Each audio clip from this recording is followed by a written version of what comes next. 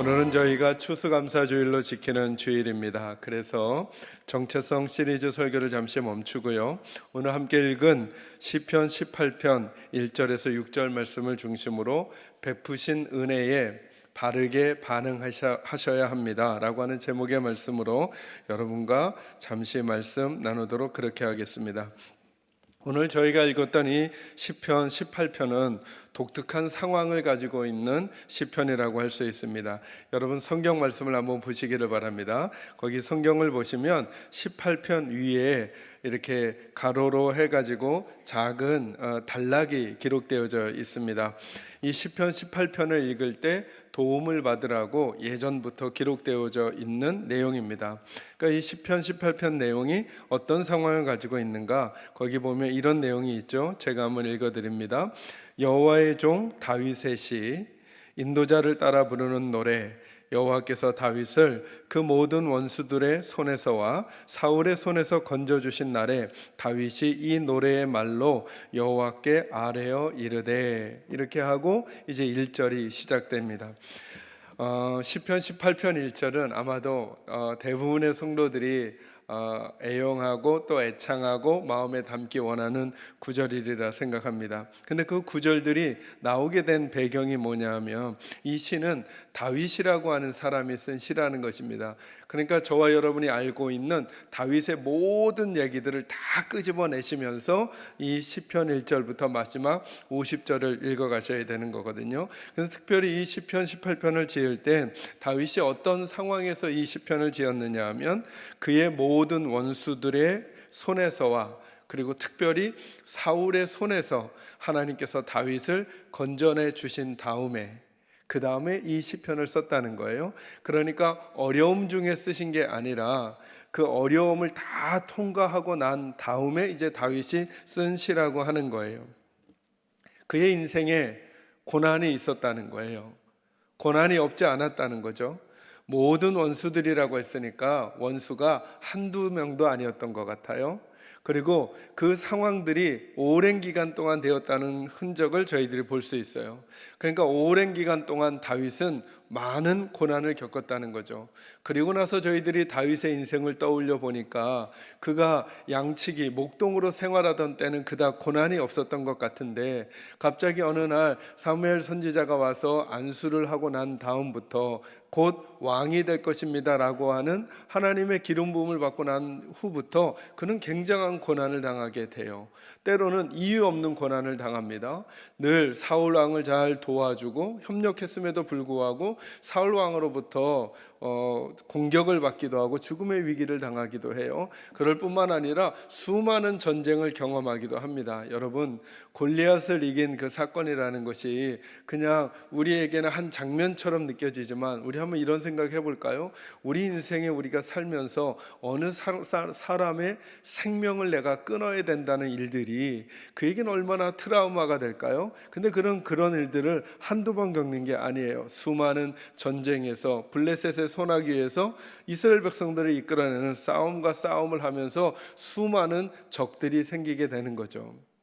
여러분, 우리가 요즘에도 그런 거 보잖아요. 그냥 어느 대학의 교수로 조용히 있었으면 평탄한 삶을 살았을 것 같은 어떤 분이 어떤 직함에 올라가면서 정말 국민의 반 정도가 그를 향해 비난을 하는 것 같은 위치로 가버리게 되는 거잖아요. 이게 위로 올라가는 것의 삶이에요. 그건 누구도 예외가 될 수 없어요. 저와 여러분을 포함해서도 마찬가지예요. 그냥 가만히 있었으면 평안한 삶일 줄 모르지만 자꾸 위치가 올라가면 그의 결정과 판단은 모든 사람들에게 호의를 받을 수 없기 때문에 좋은 호의와 그리고 반대하는 의견들의 대상이 될 수밖에 없는 거죠. 그러니 여러분, 다윗은 어떠했겠냔 말이죠. 그냥 목동의 삶에서 왕이 되었단 말이에요. 이 과정에 그에게 박수를 쳐주는 상황만, 그리고 그에게 긍정적인 도움을 주는 상황만 생긴 게 아니라는 거예요. 그만큼 적이 많아지고 그에게 고난이 다가오는 인생이 그에게 매우 많았다는 거예요. 가까운 사람부터 먼 사람부터, 자기를 잘 아는 사람부터 자기를 잘 모르는 사람까지 자기를 공격해오는 인생을 이 다윗은 살아왔단 말이죠. 지난 11개월을 우리는 어떻게 살아왔습니까? 그리고 나서 다윗과 비교할 수는 없겠지만 저와 여러분의 인생도 이렇게 돌이켜 보니까 때로는 지난 11개월은 이유 없는, 왜 코로나가 우리에게 와야 하는지 나의 어떤 결정과 판단과는 상관이 없는 것 같지만 그 상황이 내게 와서 우리들의 삶의 자리를 다 바꿔버리는 일들이 우리에게 생겨버리고 말았어요. 또 가깝게는 내게 옆에 있었던 사람들이 내게 안 좋은 말들을 하거나 아니면 내게 등을 돌리거나 갈등의 상황이 오기도 하고요. 또 우리 집안에 혹은 가정에 잘 풀려가던 일들이 갑자기 돌풀이에 다리가 걸려 넘어지듯이 갑자기 브레이크가 걸리는 것 같은 상황들이 우리에게 오기도 했다는 것입니다. 근데 오늘 본문에서 저희들이 먼저 생각할 게 뭐냐 하면, 그런 일들이 벌어졌다고 해서 우리들의 믿음의 삶이 하나님의 손에서 벗어나 있거나 하나님께서 우리를 버리신 것에 대한 증거는 아닐 수 있다는 거예요. 왜요? 오늘 본문에 다윗이 그러한 삶을 살아왔기 때문이라는 거예요. 그러고는 끝내 하나님께서 모든 원수의 손에서와 사울의 손에서 그를 건져주셨다고 합니다. 저는 그렇게 다윗을 인도하신 하나님께서 오늘 이 땅을 살아가고 있는 저와 여러분도 어떤 문제와 상황 가운데 있든지 하나님과 함께 살아가는 사람들에게 이 동일한 은혜와 사랑을 베풀어 주실 줄로 믿으시기를 주의 이름으로 축원합니다. 그러면서 오늘 저와 여러분이 좀 고민할 게 이거예요. 그에게 고난이 있었다는 거예요. 그리고 이 장면들을 잘 읽어가면 이제 그가 왕이 되었다는 거예요. 사실은 고난을 당하기 시작하면서부터 왕이 될 때까지는 10수년이라고 하는 시간이 지났어요. 저는 대학교 1학년 때 제가 이제 신학교를 들어갔잖아요. 이런 생각을 한 거예요. 그냥 평범한 고등학생이 이제 신학교를 들어간 거예요. 주의 종이 되려고. 이제 제 마음이에요. 주의 종이 되려고. 그럼 저는 하나님이 제게 이렇게 해주실 줄 알았어요. 막혔던 길도 열어주시고. 왜냐하면 제가 뭐가 되려고 한 거라고요? 주의 종의 길을 걸어가려고 신학교를 간 거예요. 담임 선생님도 학교 선생님들도 다른 학교를 가라고 하셨는데 그냥 저는 신학교가 가고 싶었어요. 신학교를 가니까 그러면 하나님께서 우리 가정에 혹은 제 인생에 막힌 길들도 열어줄 줄 알았어요. 그런데 신학교 1학년이 됐는데 저희 가정에 막 차압이 막 들어오는 거예요. 여러분, 차압 딱지가 붙여지는 게 어떤 건지 아세요? 냉장고 문과 그 프레임 사이에다가 딱지를 딱 붙여요. 문을 열면 뜯어지잖아요. 그러면 위법이 된다는 거예요. 이를테면 TV에다가도 차압 딱지를 붙이는데요, 정중앙에 보면 그림이 잘 안 보이잖아요. 그래서 그거 붙이러 온 분들에게 사정 해가지고 약간 옆에다가 이렇게 붙이고 그런 일이 생기는 거예요. 근데 그거 생겼을 때 제가 낙심하지 않았어요. 주의 종의 길을 걸어가기로 내가 선택했으니까 우리 가정에게 생긴 이 일 하나님께서 일주일이면 해결해 주시겠지. 그리고 예배당 가서 기도했어요. 일주일 뒤에 해결됐을까요? 됐으면 제가 얘기를 안 했죠. 안 되는 거예요. 한 달이면 되겠지. 해결이 안 되는 거예요. 제가 신학교를 졸업할 때까지 그 차압의 문제가 해결되지 않았어요. 그러면서 저는 수많은 고민을 했어요. 하나님은 살아계시는가? 이래도 난 하나님을 믿어야 하는가? 이런 상황에도 하나님의 종의 길을 가야 하는가? 신학교를 가야 하는가? 그냥 다른 길 가버릴까? 이런 고민들을, 왜냐하면 그렇게 어려운 중에 공부하고 있는데 계속 아버님의 월급은 많지도 않는데 그 중에 반은 그 차업을 붙인 그 상대방에게 그냥 늘 갔거든요. 그것 때문에 아버님은 집에서 늘, 예배당에서는 안 그런 척 하시지만 가정에서는 늘 힘든 모습을 보셔야 했고, 그 모습을 보는 저나 우리 가족들은 늘 어려운 시간들을 보냈어요. 제일 고민이 많았던 건 제 내적인 고민인 거죠. 왜 하나님이 내가 하나님의 종의 길을 가려고 하는데 왜 안 그랬던 일을 더 어렵게 하고 이렇게 힘들게 하실까라고 하는 고민의 시간들을 수년을 보냈어요. 다윗은 어땠을까 생각해 봤어요. 그가 왕이 되겠다고 그가 나선 것도 아니에요. 그냥 어느 날 하나님의 선지자가 와서 기름을 부으면서 하나님이 너를 왕으로 기름 부었다라고 말씀하시는 그 순간부터, 그 전까지는 도리어 평탄했었는데 그 이후로 그가 진짜 왕이 될 때까지 10수년 동안 때로는 억울하게 생명의 위협을 당하기도 하고, 때로는 도망자의 삶을 살기도 하고, 때로는 다른 나라의 블레셋 임금 앞에서 미친 척하면서, 여러분 그 이야기 들어보셨죠? 침을 흘리면서 기둥을 버벅버벅 긁으면서 미친 사람 흉내를 내서 그 위기를 벗어나기도 했단 말이죠. 그 장면 뒤에 다윗이 어떤 생각이 들었을까요? 내가 왜 이러고 살아야 하지? 그런데 혹시 이런 마음들이 오늘 이 자리에 있는, 추수감사주의를 맞았지만 그래 하나님 앞에 정말 할렐루야야 하나님 감사해 라고 마음껏 노래하기보다는 왠지 오늘 이 추수감사주일이 마음이 답답하고 힘들고 어려운 상황 가운데, 아니면 다윗의 그런 감정처럼, 아니면 제가 느꼈던 그런 감정처럼 이제 이런 상황에서도 내가 교회 다니고 예수 믿어야 하는가라고 하는 작은 흔들림이라도 있는 모든 성도들이 이 자리에 있다면, 오늘 말씀은 그런 여러분들을 향한 하나님의 위로와 격려 그리고 이끄심의 말씀이라고 할 수 있다는 거예요. 왜요? 그렇게 안 지나갈 것 같았던 저희 가정의 그 문제가 끝내는 지나가고 오늘 제가 있기 때문인 거죠. 신학교를 그만둘까? 아니, 교회를 떠나버릴까? 라고 하는 생각까지 했던 저를 끝내는 붙들어 목사로 세우시고, 그리고 여러분의 담임 목사로 사역하는 영광과 기회를 제게 허락하신 하나님, 또 십수년 동안 이해 못할 고난과 역경 가운데 살아가고 있었던 다윗을 끝내는 왕으로 삼으신 그 하나님, 오늘 흔들리고 그리고 마음 아프고 어렵게 이 시간들을 걸어가고 있을 여러분의 하나님이라는 사실을 오늘 하나님의 말씀을 통해 알려주고 싶으신 거죠. 사랑하는 성도 여러분, 잊지 마시기를 바랍니다. 다윗에게 고난이 있었지만 하나님은 그 고난을 끝내 통과하게 하셨고 그를 왕으로 삼으신 하나님이심을, 그 하나님께서 여러분과 여러분의 가정도 그렇게 인도해 내실 것을 믿는 믿음이 오늘 이 시간 여러분에게 생기기를 주의 이름으로 축원합니다. 근데 오늘 제가 좀 여러분과 나누고 싶은 얘기는 이런 거예요. 그에게 고난이 있었지만 이제 그가 왕이 되었단 말이죠. 그런 상황에서 쓴 시가 시편 18편이에요. 그 느낌 가지고 다시 한번 1절에서 6절까지 말씀만 같이 한번 읽어볼까요? 같이 읽습니다. 시작. 나의 힘이신 여호와여, 내가 주를 사랑하나이다. 여호와는 나의 반석이시요 나의 요새이시요 나를 건지시는 이시요 나의 하나님이시요 내가 그 안에 피할 나의 바위시요 나의 방패시요 나의 구원의 뿌리시요 나의 산성이시로다.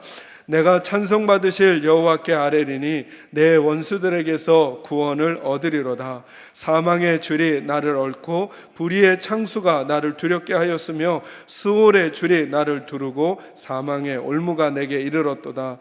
내가 환난 중에서 여호와께 아뢰며 나의 하나님께 부르짖었더니 그가 그의 성전에서 내 소리를 들으시며 그의 앞에서 나의 부르짖음이 그의 귀에 들렸도다. 아멘, 아멘. 여러분에게도 이런 은혜가 있기를 주의 이름으로 축원합니다.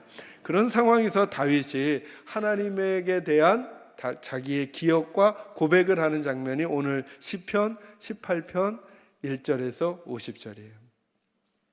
1절과 2절이 그의 고백인 거예요. 하나님, 저는 하나님을 사랑합니다 라고 하고 3절부터 50절이 왜 그가 하나님을 사랑하는지에 대한 간증과도 같은 거죠. 그래서 제가 제목을 정했어요. 제 나름대로 시편 18편은 다윗의 인생 간증문이다. 다윗이 그 고난의 삶을 살고 나서 하나님이 그를 회복시키셨을 때 나는 하나님이 어떤 분이라고 생각하는지, 그리고 나는 앞으로 하나님에 대하여 어떤 마음을 가지고 살아갈 것인지를 간증하는 간증의 내용이라는 거예요. 여러분에게 A4 용지를 하나를 드리고 간증을 쓰시라고 한다면 쓰실 간증이 있나요? 저는 우리 계산자일교 식구들에게 간증이 있기를 바라요. 한번 기회가 된다면 한번 간증을 한번 써보시는 거죠. 어떤 인생을 여러분이 살아오셨으며 그 인생 여정에 하나님께서 어떻게 도우시고 그리고 그러기에 앞으로는 어떻게 살아갈 것인가. 제가 오늘 집중하려고 하는 것도 그거예요. 하나님의 은혜를 경험한 다음에 다윗의 모습이에요. 여러분, 추수감사주일이라는 게 뭘까요? 지난 시간 동안에 하나님께서 우리에게 베풀어 주신 은혜를 받은 것을 감사하는 거죠. 그 다음에 우리는 어떻게 반응할 거냐는 거예요. 그게 오늘 설교 제목이면서 내용이기도 합니다. 받은 은혜를 기억하고 그 받은 은혜에 바르게 반응해야 한다라고 하는 개념을 가지고 오늘 말씀을 한번 나눠가도록 하겠습니다. 첫 번째입니다. 1절과 2절 말씀 다시 한번 읽을까요? 말씀 읽습니다. 시작. 나의 힘이신 여호와여, 내가 주를 사랑하나이다. 여호와는 나의 반석이시요 나의 요새시요 나를 건지시는 이시요 나의 하나님이시요 내가 그 안에 피할 나의 바위시요 나의 방패시요 나의 구원의 뿌리시요 나의 산성이시로다. 아멘. 첫 번째로 저와 여러분이 나의 경험을 가지셔야 합니다. 그러니까 하나님에 대한 나의 체험을 가져야 합니다. 여러분 1절과 2절을 읽으면서 제일 많이 반복되는 단어가 뭔가요? 제일 많이 반복되는 단어. 거기 여호와 하나님 이 표현도 계속 반복되지만 그 하나님에 대한 누구의? 나의라고 하는 단어가 굉장히 많이 반복돼요. 이게 독특한 표현이에요. 성경은 하나님을 독점하게 하지 않아요. 하나님은 우리의 하나님이지 나의 하나님을 강조하지 않아요. 그런데 시편 18편 1절과 2절은 계속 어떤 단어가 제일 많이 반복되냐면 나의 하나님에 대한 나의 하나님. 그래서 여러분 하나님께 받는 게 복이거든요. 그러니까 이 말은 무슨 말이냐면 시편 18편 1절과 2절을 이렇게 풀어갈 수 있는 거예요. 다윗은 하나님께 받은 게 많은 거예요. 받은 게. 저는 우리 계산제일교 식구들도 하나님께 받은 게 많은 분들이 되시기를 바랍니다. 제가 그래서 예배의 핵심도 늘 알려드리잖아요. 예배는 우리가 드리는 거가 핵심일까요? 받는 게 핵심일까요? 우리는 우리가 늘 드린다고 생각해요. 아니에요. 예배의 본질은 뭐냐 하면 임재하시는 하나님을 우리가 만나는 거고 임재하시는 하나님이 우리에게 주시는 은혜를 받는 게 예배의 핵심인 거예요. 잘 생각해 보세요. 하나님께 받은 사람은 이 예배당을 나갈 때 예배가 끝나고 다른 삶으로 들어갈 때 달라져요. 왜냐하면 받았기 때문이에요. 하나님께로부터 하나님의 얼굴빛을 받았고 하나님의 손길을 받았고 하나님의 말씀을 받았고 하나님의 은혜를 받았기 때문에 그의 존재가 바뀌는 거거든요. 드리는 예배가 있어요, 여러분. 사람이 만든 모든 종교가 다 드려요. 사람이 만든 모든 종교의 본질은 드리는 거예요. 여러분 왜 애띤 처녀를 괴물에게 드리죠? 그래야 우리가 살겠다 생각하는 거예요. 여러분 왜 손바닥을 비비죠? 드리는 거예요. 그 관념이 우리 인간에게 있어요. 그러니까 여러분 우리는 거꾸로예요. 우리는 하나님을 찾지도 않았던 존재들이에요. 예배의 자리는요 우리가 하나님을 위해서 만들어 드리는 게 아니에요. 다른 모든 인간이 만든 종교는 사람이 그들이 섬기는 신을 위해서 만든 자리예요. 예배는요 우리가 만든 자리일까요? 하나님이 우리를 부르신 자리일까요? 예배의 본질은 하나님이 우리를 부르시는 거예요. 왜 부르셨을까요? 니들 것 나다오 이걸까요? 아니면 내 것을 받으라고 하는 것일까요? 하나님의 것을 받으라는 거예요. 오늘날 저는 예배의 생명은 어디에서부터 꺼지기 시작했다고 느끼냐 하면 자꾸 우리가 드리려고 해요, 하나님께. 아니요, 예배 시간에는 하나님께로부터 받아야 돼요. 우리의 잘못된 생각을 고치는 하나님의 생각을 받고 불안한 마음에 하나님의 용기를 받고 소망이 꺼진 우리들의 가슴에 하나님의 소망으로 불을 댕기는 걸 받아야죠. 그리고 어디를 드릴까요? 저와 여러분의 일상을 드리는 거예요. 가정생활을 드리고 내 삶을 드리는 거예요. 내가 살아가는 생활 속에서 하나님의 백성다움을 보여주어야죠. 그 힘을 받는 시간이 어디라고요? 여기라고요, 여기.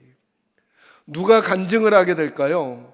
여러분 왜 다윗은 여호와는 나의 반석이요 나의 요새요 건지시는 이시요 나의 하나님이시요 그 안에 피할 나의 바위시요 방패요 구원의 뿌리요 나의 산성이시요 라고 고백했을까요? 그는 그 하나님을 체험했거든요. 자기 터가 흔들릴 때 하나님 생각 딱 했더니 하나님께서 다리가 더 이상 흔들리지 않게 해주신 거예요. 와, 난 앞으로 내가 흔들리는 인생이 내게 찾아오더라도 하나님이 내 반석이니까 그분에게 내 발을 딛고 나 살 거야. 그러면 바람이 불어도 파도가 쳐도 난 또 살 수 있어 라고 하는 하나님을 만나니까 하나님께로부터 받으니까 그에게 그 힘이 생겼단 말이죠. 저는 우리 식구들에게도 이런 나의 하나님을 만나는 체험이 있어지기를 주의 이름으로 축원합니다. 여러분은 하나님을 만약에 지금 다윗은 여기 여러 가지로 고백했는데요, 여러분은 한 두 가지로만 한번 표현해 보시죠. 여호와는 나의 누구라고 하실 수 있겠습니까? 아니, 성경에서 말해준 거 말고 여러분이 체험한 여러분의 하나님. 다윗은 누가 가르쳐 주어서 이 얘기를 하는 게 아니에요.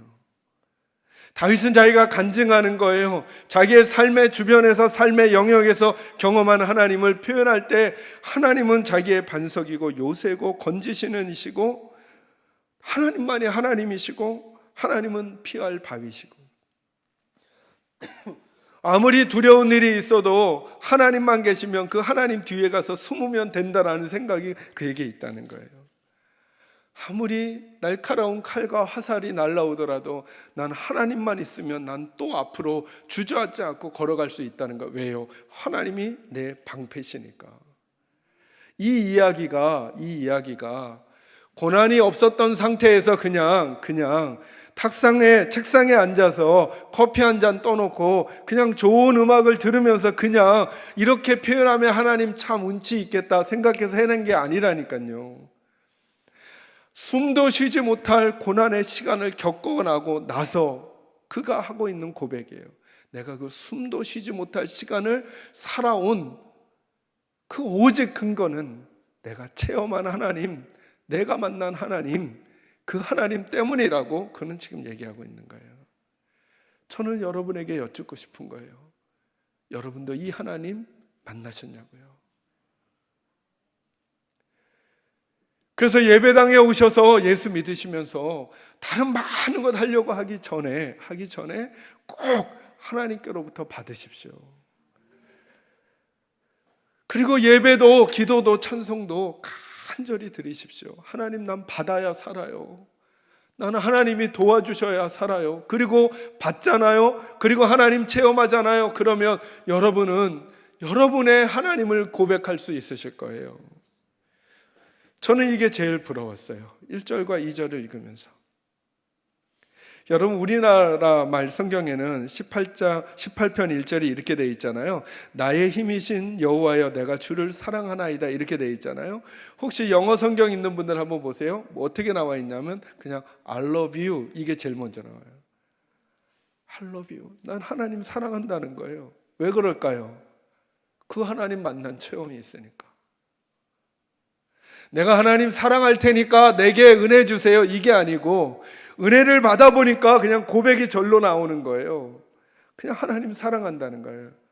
하나님 I love you 해놓고, 왜냐하면 하나님은 내 힘이시고 내 방패시고 내 요새가 되어주셨기 때문입니다.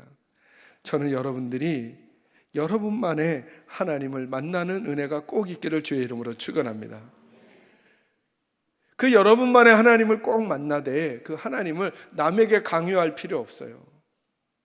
제가 신학교에서 공부하면서 저는 매우 보수적인 학교에서 공부했거든요. 그래서 요즘엔 방언이 없다 이렇게 가르치는 선생님도 계셔요. 그러면 요즘에 방언이 있는가 없는가 시험 문제 나오면 제가 어떻게 썼을까요?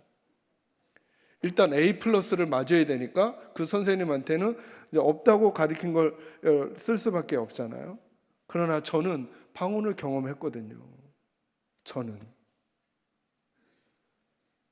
전 지금도 방언이 있음을 남에게 막 강요하거나 그거 가지고 논쟁하거나 할 필요는 없어요. 전 방언이 있음을 제 개인적인 고백으로 믿어요. 그리고 성경이 그렇게 깨달아 줘요. 여러분도 여러분 나름의 하나님을 만나시는 것이 복이에요. 그리고 그걸 남과 논쟁할 필요 없고 남에게 강요하시면 안 돼요. 하나님은 이런 식으로만 만나야 돼. 하나님은 이런 식으로만 아니요, 그렇지 않아요. 다윗에게는 다윗의 스타일대로, 다니엘에게는 다니엘의 스타일대로, 요셉에게는 요셉의 스타일대로, 그리고 권목사에게는 권목사에게 스타일대로, 마치 여러분과 똑같아요. 여러분의 자녀들이 둘, 셋 된다면 그 아이들의 성품에 따라 다르게 대우해 주시겠죠. 성품에 따라. 하나님도 우리를 그렇게 다스려 가셔요. 대신 내가 만난 나의 하나님에 대한 나의 이야기는 가지고 있어야죠. 같이 예배를 드려도, 같이 찬양을 해도, 같이 기도를 해도, 저는 우리 사랑하는 계산제일교회 식구들은 꼭 여러분만의 하나님을 만나는 은혜와 복이 있기를 주의 이름으로 축원합니다. 두 번째로 3절 말씀 같이 읽겠습니다. 3절 같이 읽습니다. 시작. 내가 찬송받으실 여호와께 아뢰리니 내 원수들에게서 구원을 얻으리로다. 아멘. 두 번째로 받은 은혜에 대한 나의 반응이 있어야 합니다. 첫 번째는 뭐였죠? 하나님에 대한 누구의? 나의 경험과 체험이 있어야 되고, 두 번째는 그 받은 은혜에 대한 누구의 반응이요? 나의 반응이 있어야 돼요. 여러분, 은혜는, 그리고 복은 받은 다음이 중요해요. 제가 성경을 보니까 그런 것 같아요. 받는 것 자체가 중요해요, 1차적으로. 그런데 그들의 인생의 끝까지 가보면 어떻게 결정이 되느냐 하면, 결론이 나느냐 하면, 받은 다음에 어떻게 했느냐가 그들을 진짜 인생으로 귀결시키는 것을 보게 되는 거예요. 무엇인가를 받고 난 다음에 진짜 모습이 나와요. 받기 전에는 그 사람이 그런 사람인지 우리 잘 모를 때가 있어요. 받고 나서 오해하는 사람들이 있어요. 내 힘으로 내가 받은 줄로 오해하고 내 자랑을 하는 분들이 계셔요. 받고 나서 도리어 배신하는 사람들이 있어요. 다른 것을 추구해버려요. 받고 나니까. 그런가 하면 받고 나서 도리어 기억하는 사람이 있어요. 하나님을 더더욱 기억하는 사람이 있어요. 그 사람이 누구냐면 오늘 본문의 다윗이에요. 다윗이 3절에 이렇게 고백하잖아요.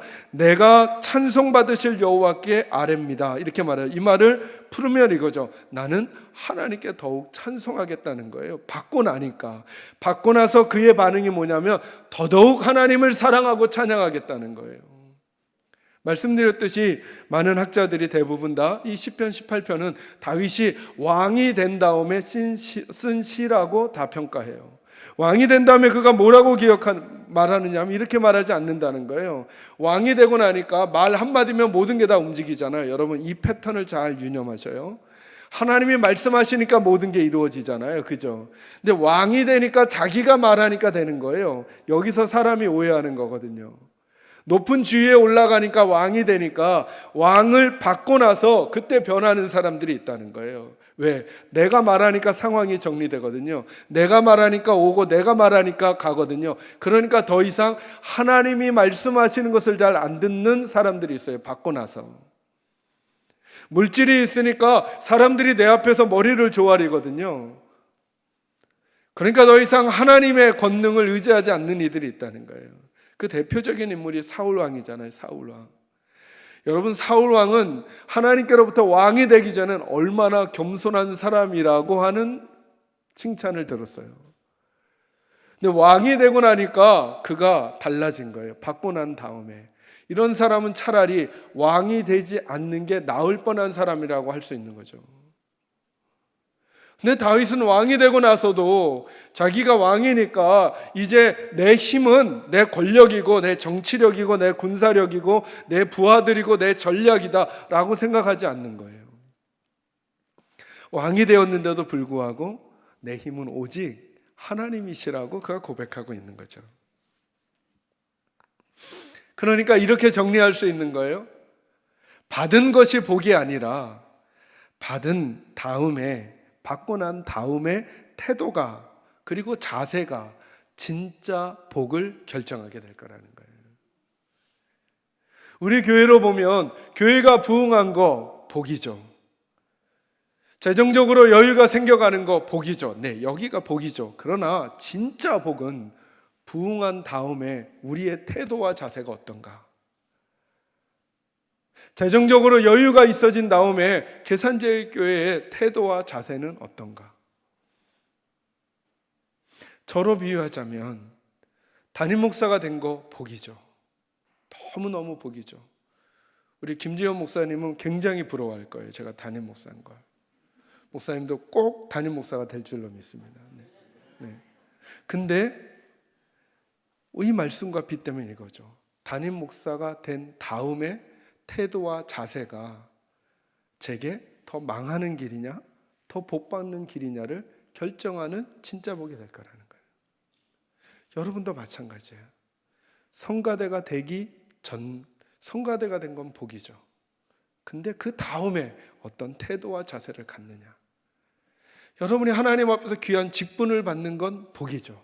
너무 귀한 복이죠. 그러나 그 직분을 받은 다음에 어떤 태도와 자세를 갖느냐가 사울처럼 될 것인가 다윗처럼 될 것인가를 결정할 수도 있다는 거예요. 오늘 본문에서는 다윗은 뭐라고 말하냐면 그가 왕이면서도 마치 그는 오늘 본문을 읽어가며 왕의 냄새가 하나도 안 나는 거예요. 왕의 냄새가 마치 어떤 느낌만 나냐 하면 하나님이 안 도와주시면 나는 못 살 것 같은, 정말 그냥 우리 인간적으로 보면 비루한 인생처럼 자기를 표현하면서요. 왕인데 조금 의시돼도 되는데, 조금 자신만만해도 되는데 나를 따르라 말해도 될 것 같은데, 다윗은 그런 냄새가 안 나고 뭐라 그러냐면 여호와만이, 하나님만이 내 방패고 내 요새고 피할 바위고 하나님만이 내 힘이라고 고백하고 있는 거예요. 저는 우리 교회가 그랬으면 좋겠고 저도 그러기를 마음에 다짐하고 곱씹고 해요. 우리가 아무리 성장하고 아무리 재정적으로 여유가 있고 어떤 지위에 올라가고 상관없이 오직 하나님만이 우리들의 모든 것 되신다는 사실을 한순간도 잊어버리지 않는 그런 믿음의 태도가 저와 여러분에게 있기를 주의 이름으로 축원합니다. 그러고 보니까 명예와 재물, 건강과 재능은 다 중립적 가치예요. 세상은 그렇게 보려고 하지 않거든요. 명예와 재물, 건강과 재능이 있으면 중립적 가치로 안 보고 이미 그건 성공이라는 단어로 연결하려고 그래요. 그런데 성경은 그렇지 않아요. 그 다음에 어떻게 했느냐를 보시겠다는 거예요. 많이 가졌느냐, 높아졌느냐, 힘이 세졌느냐, 남보다 빨리 뛰느냐, 그런데 어디로 뛰느냐, 어떻게 사용하느냐, 너는 하나님을 기억하고 있느냐를 묻고 있다는 거죠. 그것으로 더더욱 하나님께 가까이 가고 더더욱 하나님을 사랑하는 사람들로 되어야 한다는 거죠. 그래서 베푸신 은혜에 대한 나의 바른 반응이 매우 중요하다는 거예요. 저는 우리 사랑하는 계산제일교 식구들은 우리 인생 살면서 높게도 낮게도 있을 수 있겠죠. 높음과 낮음은 늘 중립적 가치예요. 높을 때 그 다음에 어떤 태도와 자세를 갖는가? 낮아졌을 때 그 다음에 어떤 태도와 자세를 갖는가? 이것에 따라 하나님이 우리에게 진짜 복을 주신다는 거죠. 저는 저와 여러분에게 이 은혜가 있기를 주의 이름으로 축원합니다. 마지막 세 번째 4절에서 6절 말씀 같이 읽습니다. 시작. 사망의 줄이 나를 얽고 불의의 창수가 나를 두렵게 하였으며 수월의 줄이 나를 두르고 사망의 올무가 내게 이르렀도다. 내가 환난 중에서 여호와께 아뢰며 나의 하나님께 부르짖었더니 그가 그의 성전에서 내 소리를 들으시며 그의 앞에서 나의 부르짖음이 그의 귀에 들렸도다. 아멘. 마지막 세 번째로 믿음의 삶을 살아가는 나의 기준이 있어야 합니다. 나의 기준. 오늘 시편 18편 1절에서 6절 계속 나의를 강조하니까 저도 여러분에게 나의라고 하는 단어로 오늘 적용해서 말씀드리는 것입니다. 무슨 말이냐 하면 그렇게 그 하나님을 만나고 하나님과 함께 고난과 역경의 시간을 살아온 뒤에 깨달은 저와 여러분이 붙들고 있을, 다른 사람은 이해하지 못하더라도 나만이 가지고 있는 인생을 관통하는 진리를 붙들고 있어야 한다는 거예요.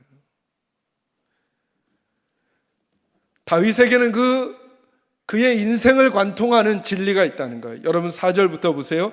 사망의 줄이 나를 얽고 불의의 창수가 나를 두렵게 하였으며 수월의 줄이 나를 두르고 사망의 올무가 내게 이르렀도다. 내가 환난 중에 있었다. 여러분 5번에 걸쳐서 그가 얼마나 극심한 고통의 인생을 살아왔는지를 말해주고 있어요.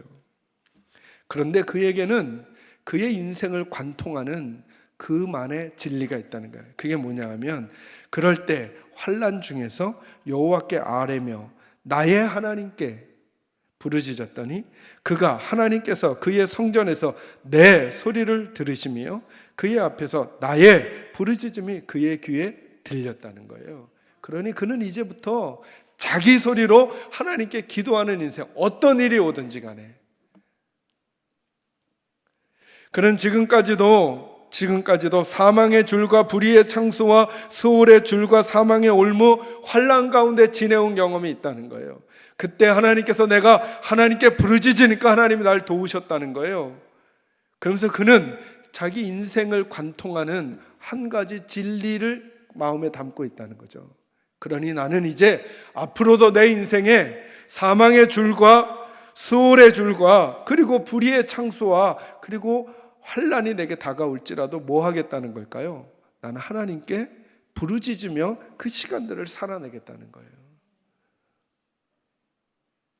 어떤 바람이 불더라도 어떤 파도가 치더라도 그것이 내 인생을 규정하지 아니하고 하나님이 내 인생을 규정한다는 사실, 그 나만의 진리를 다윗은 담고 있는 거예요. 그걸 이 간증문에 담아 놓으신 거죠. 맞아요. 사랑하는 성도 여러분, 우리 앞에 어떤 일들이 다가올지 우리 다 몰라요. 그죠? 네. 이 상황이 언제 어떻게 좋아질지 혹은 또 다른 어려움이 우리에게 올지 우리 몰라요. 그러나 오늘 다윗이 우리들보다 먼저 극심한 인생의 삶을 살고 하나님의 건지심을 받으면서 그가 우리에게 인생 간증문을 던져주고 있어요. 하나님께 받는 인생이 되어야 한다는 거예요. 나만의 하나님을 만나고 그리고 그 하나님께 나의 바른 반응을 보이면서 그 안에서 하나님이 내게 주신 진리를 끝까지 붙들라는 거예요. 상황이 그렇게 보이지 않더라도, 그러니까 다윗은 이거죠. 다시 사망의 올무가 그를 넘어뜨리려고 할지라도 다윗은 넘어지지 않겠다는 거예요. 왜요? 하나님이 내 소리를 들으시고 내 부르짖음에 응답하시는 하나님이니까 그 하나님 내게 계시다면 그 하나님과 함께 살아가겠다는 거예요. 그리고 고백하는 거죠. 나의 힘이 되신 여호와여, 내가 주를 사랑하나이다. 주님은 내 방패요 피할 바위시요 산성이시요 요새시요 하나님만이 나의 하나님이십니다. 저는 이 고백이 여러분의 고백이 되시기를 주님의 이름으로 축원합니다. 기도하겠습니다.